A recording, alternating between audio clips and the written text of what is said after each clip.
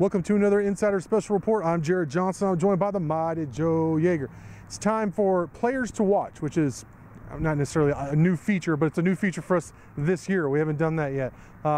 So I want to get one player from each side or each team, Joe, both Texas Tech and Iowa State, players that you're going to keep an eye on this weekend.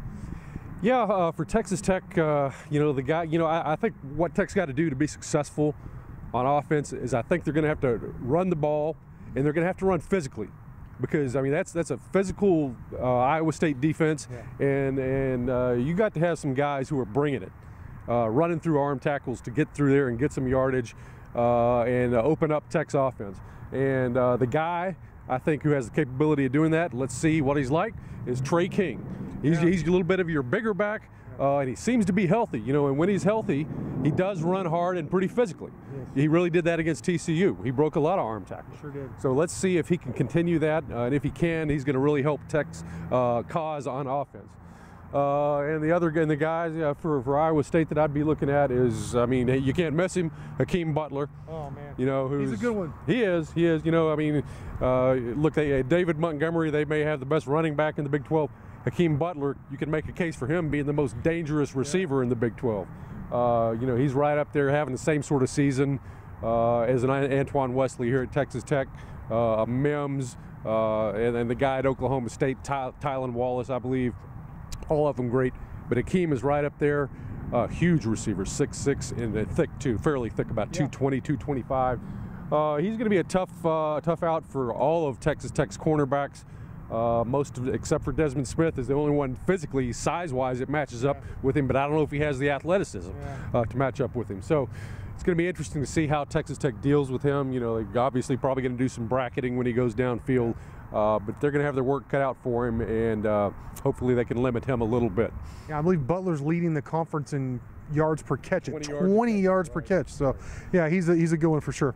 For mine, for Texas Tech, it's going to be Jordan Brooks. I know I've been talking your ear off about how impressed I've been with Jordan Brooks, especially the last, 2 or 3 games. I mean, he's been a good player for Texas Tech now. This is his 3rd year starting. The junior linebacker, Dakota Allen gets a lot of the headlines, and for good reason. He's a heck of a football player. But when you zero in on Jordan Brooks and see everything he does for this team, it really is impressive. Those two guys together, really, their speed at linebacker, it's elite. It really is. Just what they asked from Jordan Brooks altogether, both in coverage and against the run, is really impressive. And he's really answered the bell here in the meat of the Big 12 Conference. So if he can continue that, this week's going to be no different. Big challenge with Iowa State, both in the run and the pass. If he can continue to play at that high level, it's really going to give the Red Raiders a good shot at being in there late and maybe even leaving Ames with a victory. As far as Iowa State, I'm going to go with Brock Purdy. He's the guy, in the marquee with Alan Bowman, the 2 true freshman quarterback starters, phenoms. He doesn't have as much tape or hasn't played as much as Bowman, but he's been really good and really brought this team together these last 2 weeks, or their last 2 games. The Cyclones coming off bye. He's had a week to kind of get ready, make this team really more his. He's coming off that West Virginia performance where they won 30-14. He looked really good. I mean, the thing about Purdy that's different with Bowman is that he can hurt you both with his arm and he can run. He's run for over 100 yards in 2 or 3 games and a touchdown, plus thrown for over 700. So he really is a dual threat guy. He was a highly recruited guy, just like your article stated earlier this week, Joe. So no surprise that he's doing well, but maybe a surprise this early he's doing this well. And if Tech can somehow limit him, then that will go a long way. But if Purdy has a pretty good game, then yeah, I think the Cyclones will be tough to beat there in Ames. But Mighty Joe, great stuff from you as always. Thank y'all for watching, and until next time.